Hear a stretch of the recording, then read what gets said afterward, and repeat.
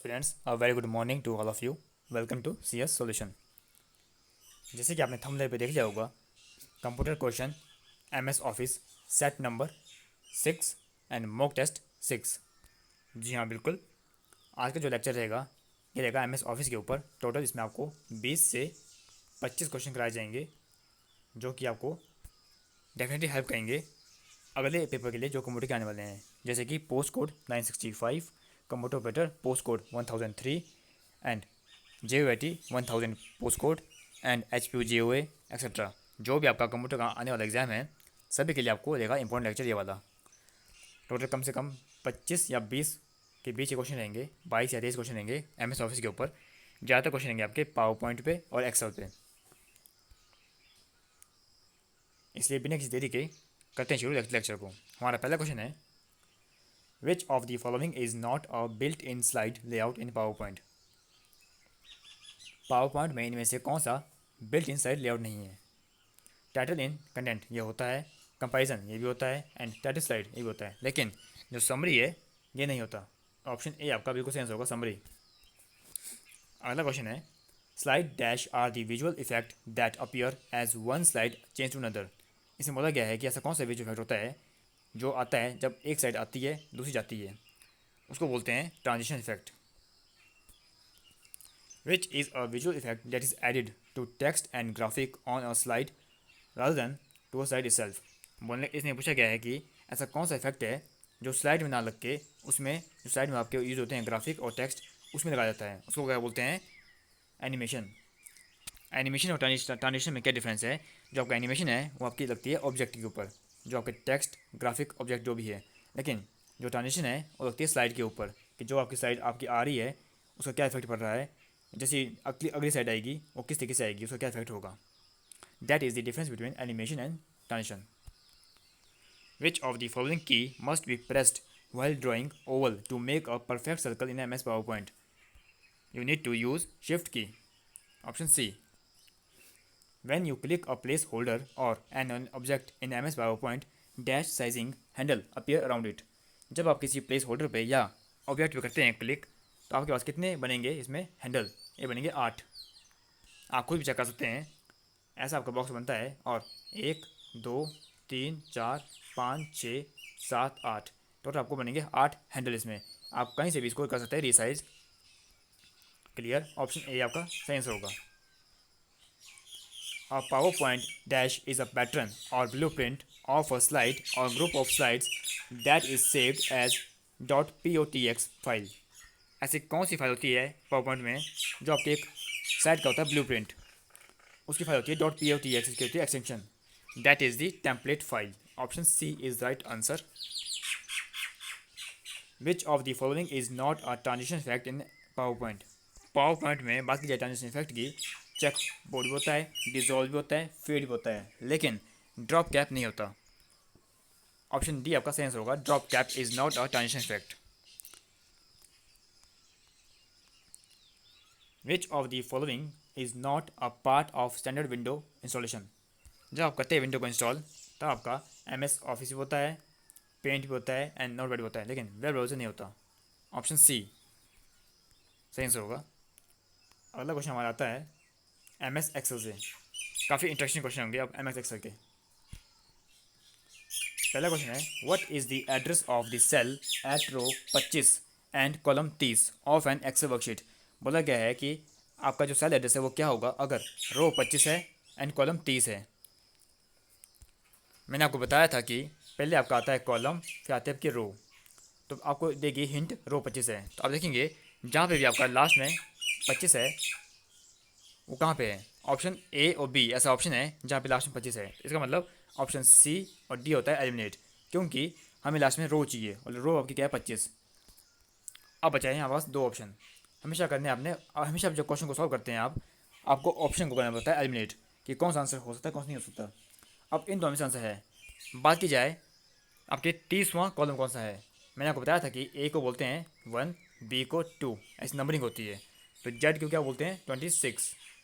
यहाँ बात की 30 की, तो मैंने आपको बताया था कि जेड के बाद आपका कौन सा कॉलम आता है, A, then AB, then AC, then AD। तो जेड 26 है, तो ए हो गया आपका 27, ए बी हो गया 28, ए सी हो गया 29 एंड ए डी कितना हो गया 30। ऐसे करते करते चलते रहता है। तो आपका 30 पे क्या आया, A D. That's why option number B A D 25 आपका सही आंसर होगा।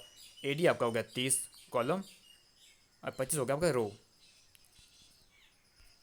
और मैंने आपको एक लेक्चर बताया हुआ है कि how to find cell address in M S Excel. वो आपको कहाँ मिलेगा, एस्पिरेंट क्वारी के लेक्चर में। एस्पिरेंट क्वारी एक प्लेलिस्ट है चैनल पे, वहाँ पे आपको मिल जाएगा वो lecture, how to find cell address. अगला क्वेश्चन है, which of the following is not a valid cell address in M S Excel. इनमें से कौन सा आपका वैलिड एड्रेस नहीं है।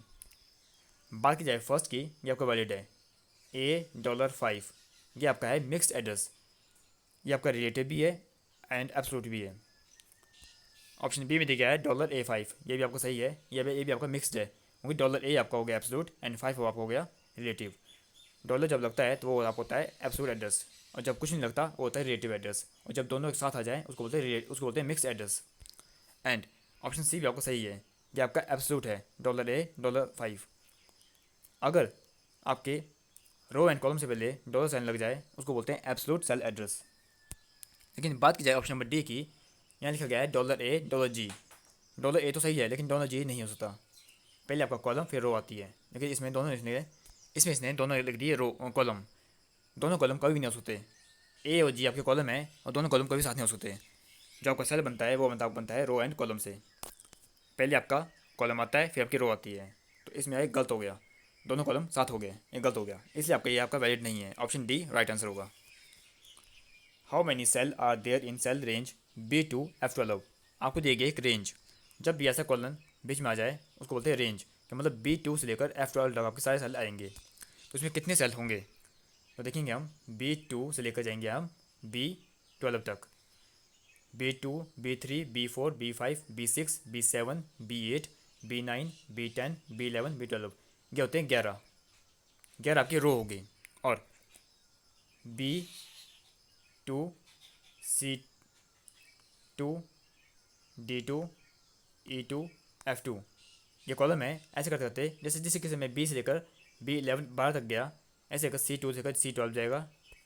बोलने का मतलब है कि ये जाएगा आपका B2 से लेकर B12 तक, C2 से लेकर C12 तक, ऐसे करते करते D, E, F12 तक। तो रो आपकी बनती है नीचे को 11 एंड कॉलम कितने हैं 5। कॉलम आपके 5 हो गए हैं, तो 1 2 3 4 5 कॉलम हो गए, 11 रो होगी, तो 11 इंटू 5 55। ये आपके हो गए सेल, आपके 55 बनेंगे ऐसे cell.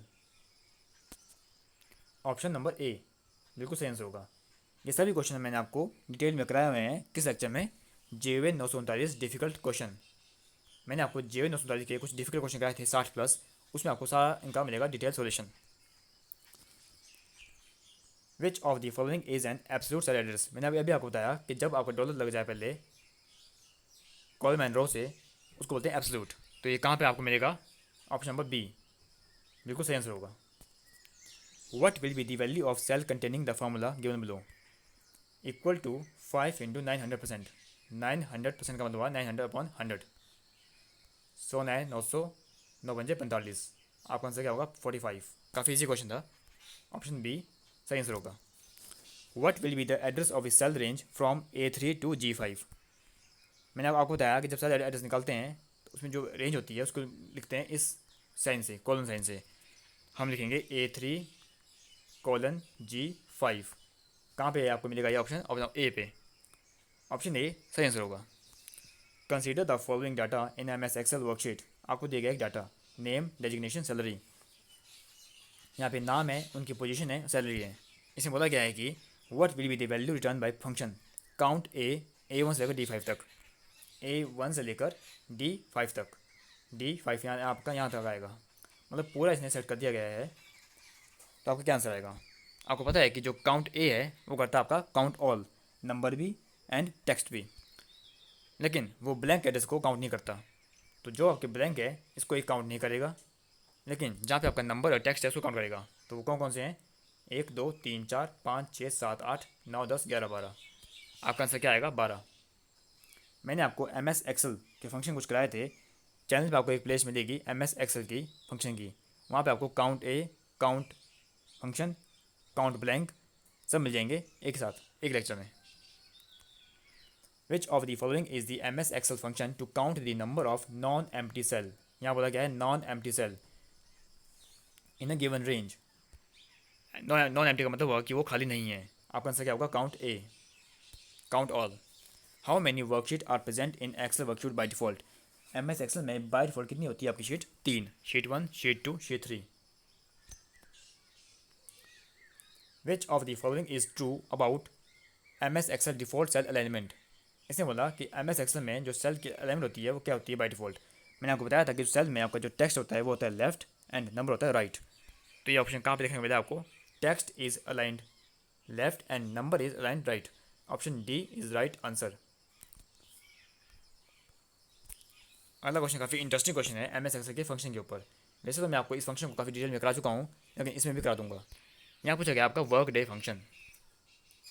What will be the value return by formula work day 1/1/2022 in Excel. Assume Sunday on 1/1/2022। इसमें अज्यूम क्या करना, आपका 1/1 को संडे ही था, तो वर्क डे का मतलब क्या होता है? वर्किंग डे को निकालना। इस फंक्शन का काम है to find the working day. लेकिन ये वर्किंग डे किस तरीके से निकालता है? इसमें ये शनिवार और इतवार को काउंट नहीं करता। सैटरडे एंड संडे को क्या आता है? साइड। सैटरडे और संडे के अलावा जो डे आपके बचते हैं 5, सोम मंगल बुध वी शुक्र, उसको ये काउंट करता है 5 डे पर अ वीक। तो आपके महीने में होते हैं 4 हफ्ते, तो 5 चौका 20, 2 22। तो आपने इसमें बताना है कि 22वें दिन पे कौन सा आपका डेट आएगी। चलिए समझते हैं एग्जाम्पल के थ्रू। आप अपनी वीडियो स्क्रीन को रोटेट कर सकते हो, क्योंकि हो सकता है कि शायद आपको ये ठीक से ना दिखाई दे वीडियो पे, क्योंकि इस वक्त मैंने अपने फ़ोन का खोला है कैलेंडर। ये हमारा जनवरी का महीना। आपको बोला गया है कि 1 जनवरी 2022 से काउंट करना है अगले 22 दिन के बाद आपका कौन सा डे आएगा यूजिंग वर्क डे फंक्शन। जो भी आपको डेट दी गई होगी, जैसे आपको दी गई है 1/1/2022, उसको हम काउंट नहीं करेंगे। जैसे आपको यहाँ दिया गया है 1, इसको हम काउंट नहीं करेंगे। और शनिवार और इतवार, सैटरडे एंड संडे, उसको भी काउंट नहीं करेंगे। तो जहाँ जहाँ आपके सैटरडे एंड संडे हैं उसको कर दो साइड।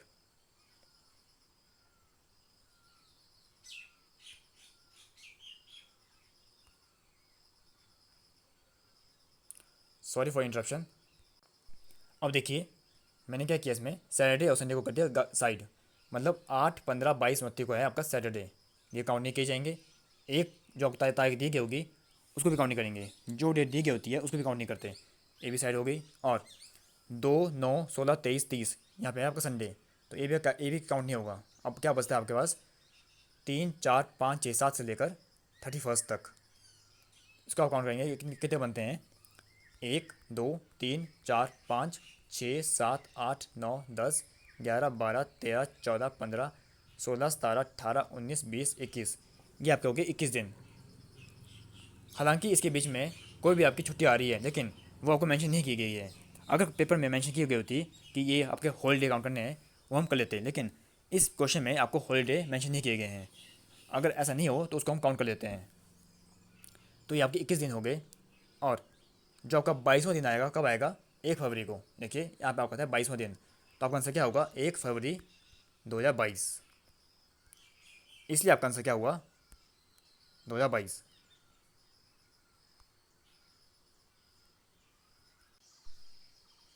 ये देखिए, इसलिए आपका आंसर क्या बनेगा? 1 फरवरी 2022। ऑप्शन डी राइट आंसर होगा। Rotating the data from row to column और वाइस वर्सा। इसमें बोला है कि रो से जाना है कॉलम पे एंड कॉलम से रो पे। जब भी आपका डाटा जो रो है वो कॉलम बन जाए और जो कॉलम है वो रो बन जाए, उसको बोलते हैं ट्रांसपोज, ट्रांसपोजिंग। ऑप्शन सी सही आंसर होगा। Which of the following is not a chart type supported by M S Excel.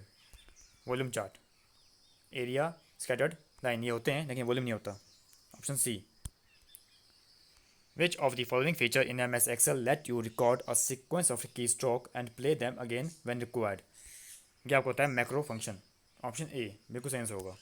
तो इस लेक्चर में हमने देखी टोटल 23 से 25 क्वेश्चन एम एस ऑफिस के, जिसमें आपके ज़्यादातर क्वेश्चन थे एक्सेल एंड पावर पॉइंट के, जो आपको डेफिनेटली हेल्प करेंगे आपके आने वाले एग्जाम। कोई भी एग्जाम कंप्यूटर का हो, आपको कहीं ना कहीं हेल्प मिलेगी, इसकी गारंटी सी एस सोल्यूशन की है।